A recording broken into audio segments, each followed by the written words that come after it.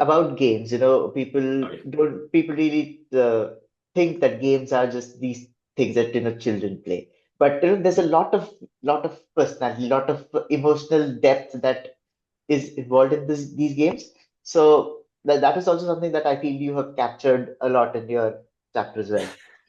Yeah, I tried to.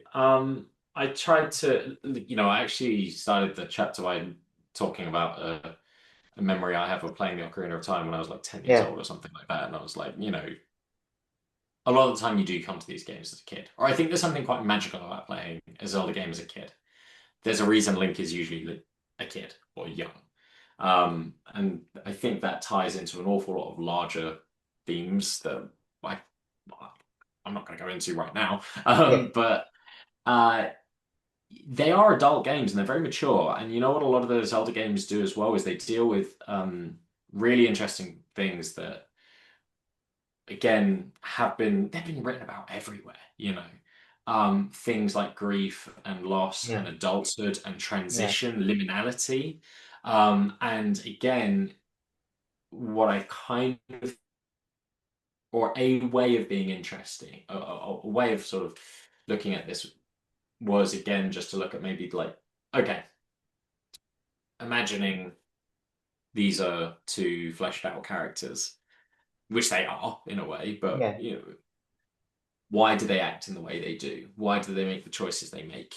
Um, and what do we know? What does research tell us about the reasons why people can act in these yeah, ways? Why is it that Ganondorf is able to kind of just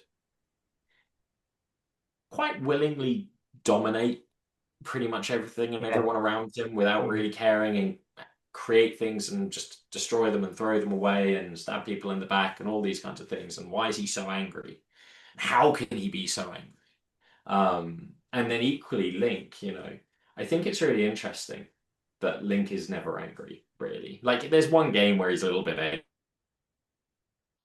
and again, is it because Nintendo are just absolutely giving him nothing so the player projects themselves onto it? But actually, mhm, again, you can see him reacting emotionally in other situations just by how other NPCs react to him. But anger yeah, never yeah, seems to be one of them. So why is that? mm, Um, yeah. So these are not childish decisions, and these are not yeah, childish exactly. themes. These are timeless themes, and these are themes which, the minute you stop thinking that you the minute you stop thinking that these things and these forms of media aren't applicable to you, you're kind of losing an awful lot of opportunity to Yeah, remind yourself of important things. We don't learn these kinds of lessons once and then we know them forever.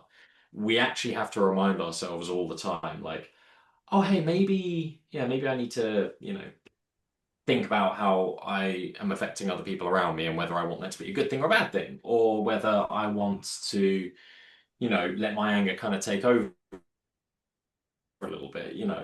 Um, Games give us an opportunity to explore that all the time. Every day yeah, you can pick it up and do it. yeah, yeah. Um, that's what I think anyway.